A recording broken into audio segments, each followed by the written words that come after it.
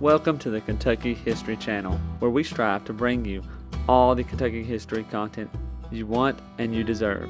Kentucky is a part of all of us, and we plan on covering all the history we can, from Pike County to Fulton County, from Louisville to Harlan.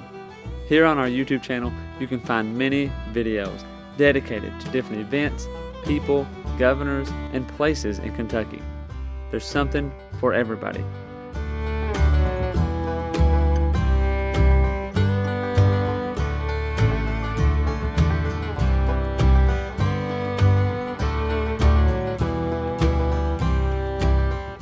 While you're here, if you like the channel, hit the subscribe button and the notification button so you get notified anytime new Kentucky history is available. And if you want to support the channel, we have a Patreon page as well, or patreon.com/kyhistorypod.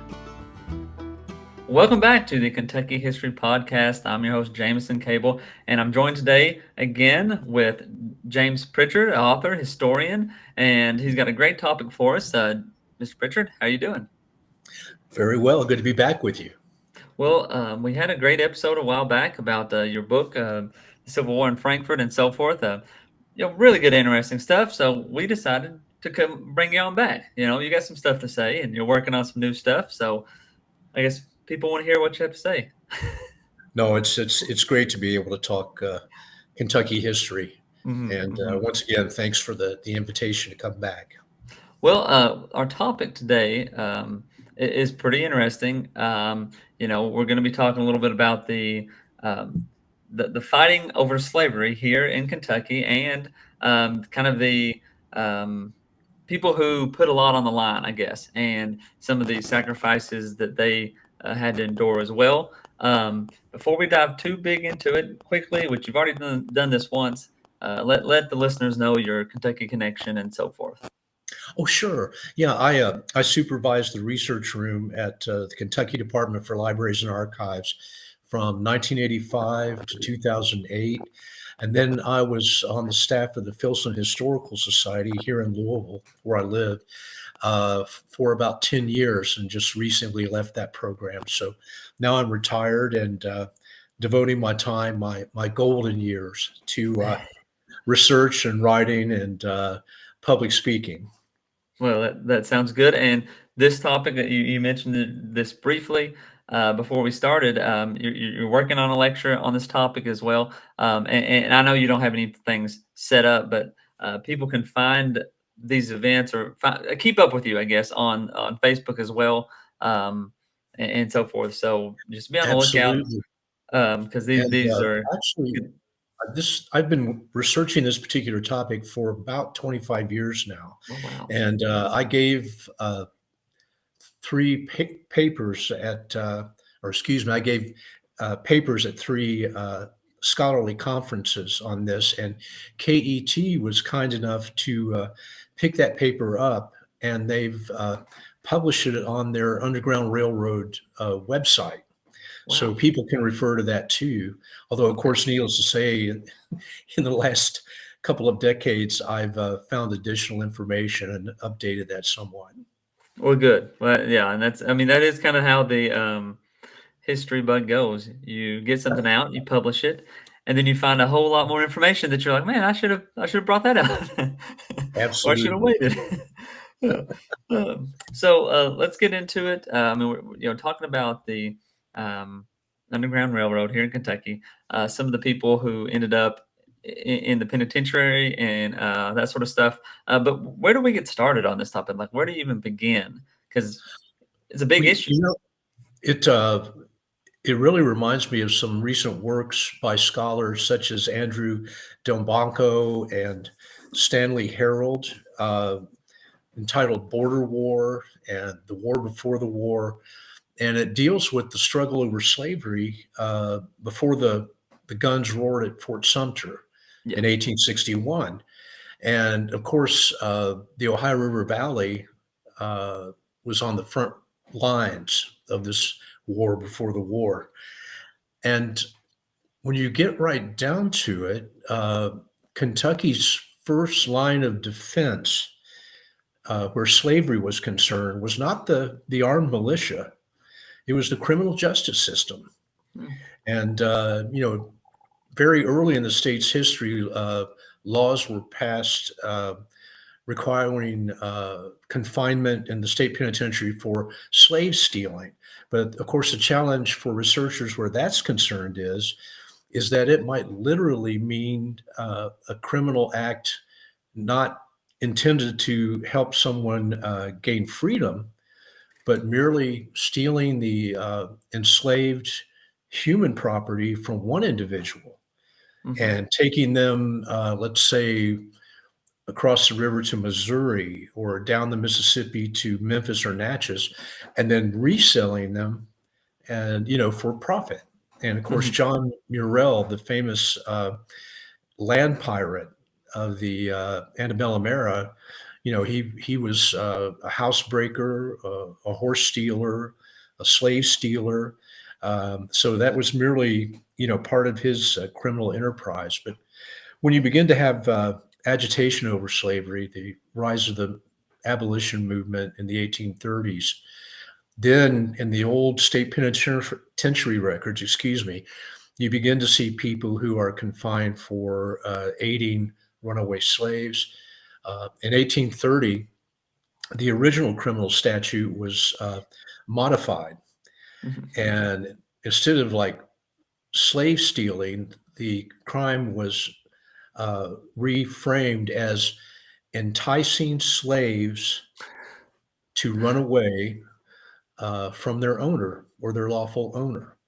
And of course, the message there was is that uh, our faithful servants wouldn't deliberately run away. They Uh-huh. had to be enticed, persuaded. Sort of the abolitionists became the serpent in the Mhm. bluegrass Eden, and so Uh-huh. that time the maximum penalty for this infraction, what could be 20 years confinement at Oh, hard labor. wow. And so I've, with the help of Penn Bogart, who's a great historian of slavery and the Underground Railroad, and particularly in the Louisville area, uh, his research and my research, I've got close to 60 names of men and women. They represent both sides of the color line.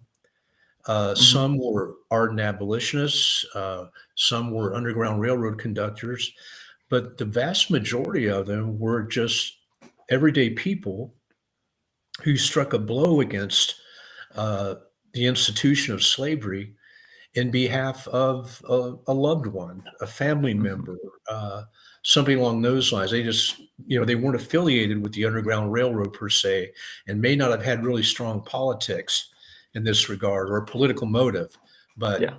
they learned that someone was about to be sold away. If they were free and the person that they were in love with was in bondage and they wanted to marry them, they would try to help them gain their freedom in that regard. So it really is a mixed cross section of Mhm. antebellum era people. Yeah. Wow. And that just goes to show you, I guess, how, deep, I guess, and, deep the slavery, connection was, and how much people wanted to fight to keep it, and also on the other side, how much people wanted to do every little thing they could to prevent it. Um, Yes. and it's baffling because you think of, this sounds like a terrible thing. Why are they making so many laws to preserve it? In the littlest things, you think uh, that's obvious, but it's kind of crazy how they how they would do that. No, they were deadly serious in the courts. Mhm. And, they felt that they were protecting the property rights of Kentuckians, abolitionists.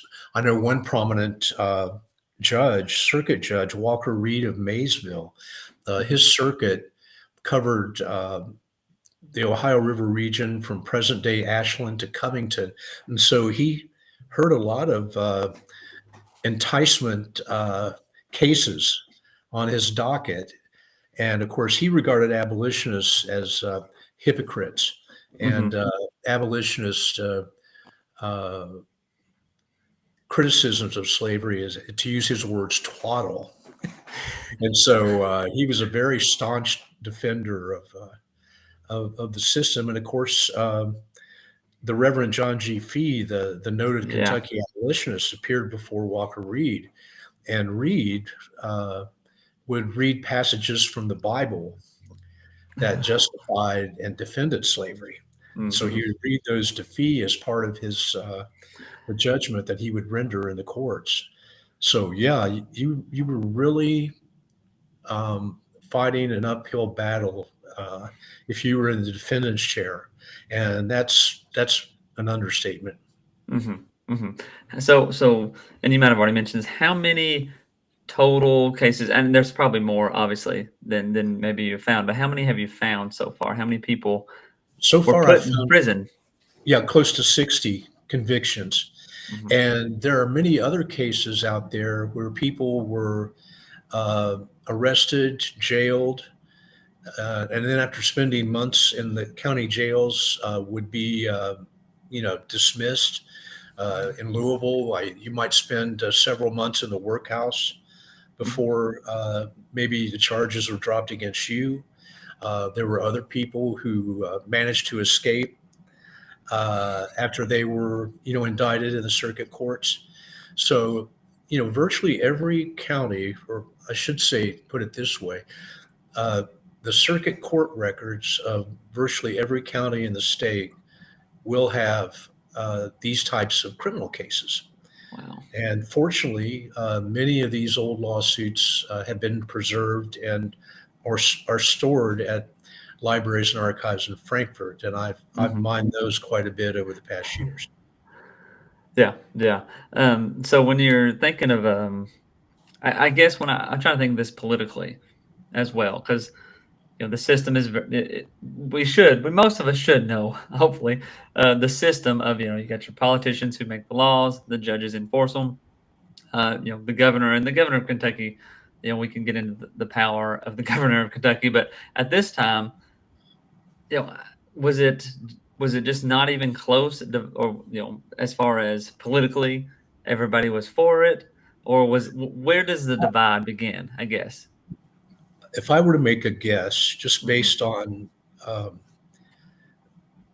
historic letters I've read, the law books, court judgments, newspaper editorials, and letters to the public press, uh, I doubt whether there were very few people who were to, you know, opposed to indicting quote slave stealers or kidnappers in the courts. Hmm. And people like the Reverend John Fee, of course, were definitely a minority of Yeah. the proverbial, lone voice in the wilderness. Yeah. So, again, but again, I should add that, more than one of these individuals were pardoned Oh by the wow. governors. Again, particularly if they were women, Hmm. and or if there were people in the free black community, talking about free persons of color who were sentenced to serve time. If people in the free black community were able to persuade a prominent Kentucky political figure to intercede, that actually happened. So it wasn't exactly draconian. Hmm. There were instances where people were pardoned.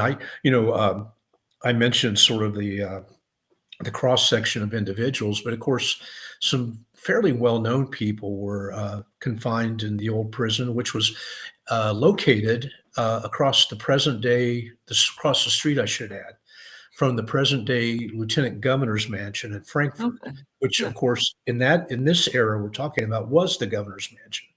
Oh And wow. so Yeah. the state office building that sits across the street is on the site of the old penitentiary, which I believe was founded in 1797 and then was closed in 1938 after the 37 flood destroyed so much of it.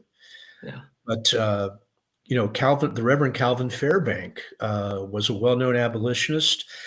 Randolph Runyon did an excellent book several years ago on his partner in crime, Delia Webster.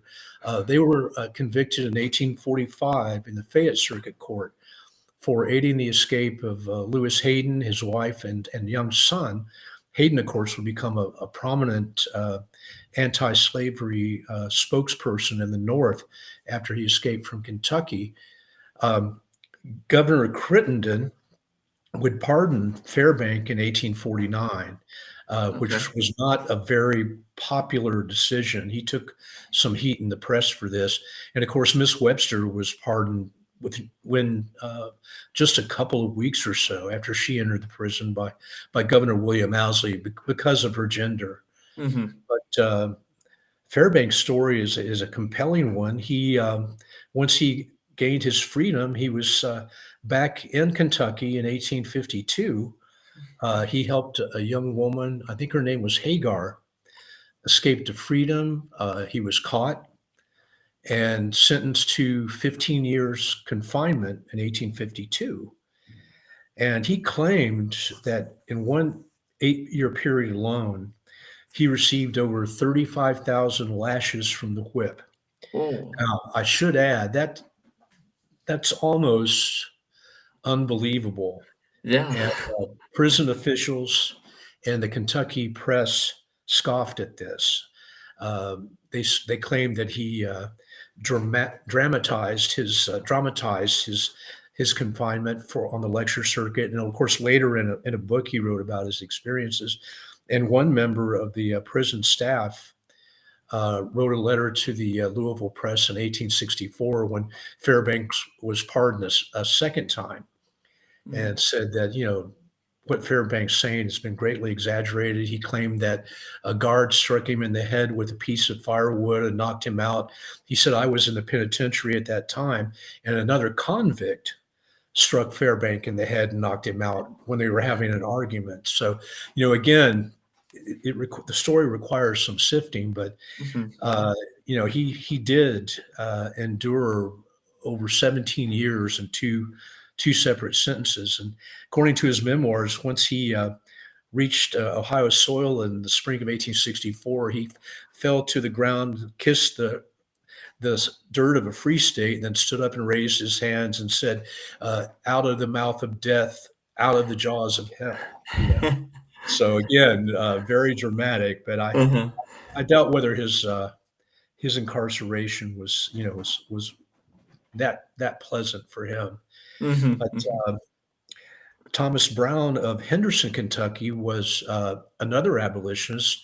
Uh, he hid his anti-slavery activities with the Underground Railroad as a peddler, and so he was Mm. crossing the river back and forth between Henderson and in southern Indiana, Evansville, helping freedom seekers to get across the river. He was convicted in 1855, served 2 years.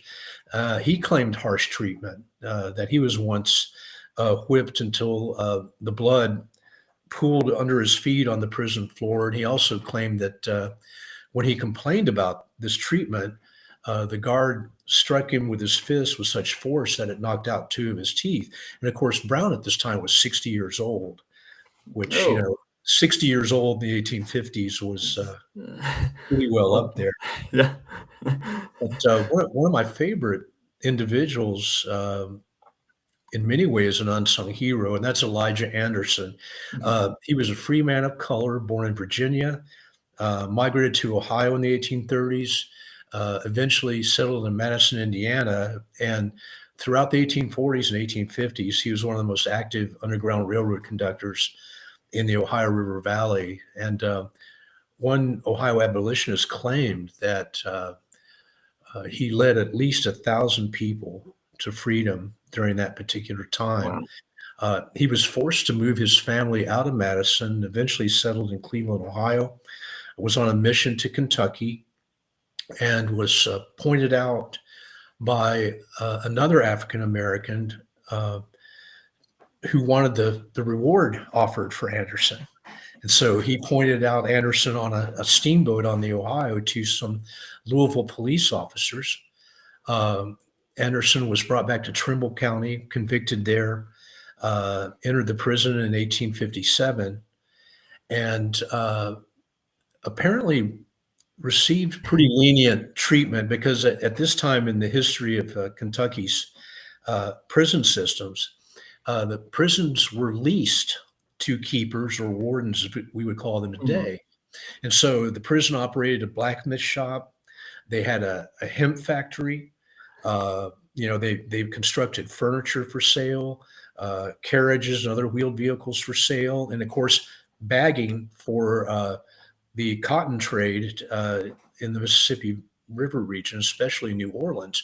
And of course, the keeper got a cut of the profits. Oh. And because Anderson was a very skilled blacksmith, his daughter, Margaret, who later became a teacher in Frankfurt's Freedom Bureau School after the Civil War, said that he was treated pretty leniently, but on March 4th, 1861, he was found dead in his cell. And according to the prison physician report that I found, he died of heart disease. And of course, March 4th, 1861 was the same day that Lincoln gave his first inaugural address in Washington. Mhm. Hmm, hmm. So Interesting. those are some of the more political uh, Yeah. individuals. Yeah. Well, and if you want to get into some Kentucky history, John G. Fee is one that is a must you need to learn about, and he's got there's an autobiography out there that he wrote that is very good. Tells a lot about just his life story, but another one probably Cassius Clay as well because they had some interactions and so forth. I guess he was probably into the political ring, um, from the 30s to the 60s or Yeah, 70s. So, yeah. And he was um, he was far more radical, as you know, than mhm, Cassius Marcellus Clay. I think yeah, he even supported interracial marriage hmm in the antebellum era, which was extremely radical for that time. yeah, But one of the convicts had a direct connection with Fee. Juliet Miles was a free woman of color who lived in Claremont County, Ohio, mhm, and she had been enslaved by John Fee Sr. in yeah, Bracken, Kentucky. yeah, She had also been the Reverend's nursemaid when he was a child. hmm And in the late 1840s, after uh, some pretty severe arguments with his father, he persuaded his father to sell her to him, hmm Reverend Fee. And then, of course, he set her free. yeah, And so she moved to Felicity, Ohio.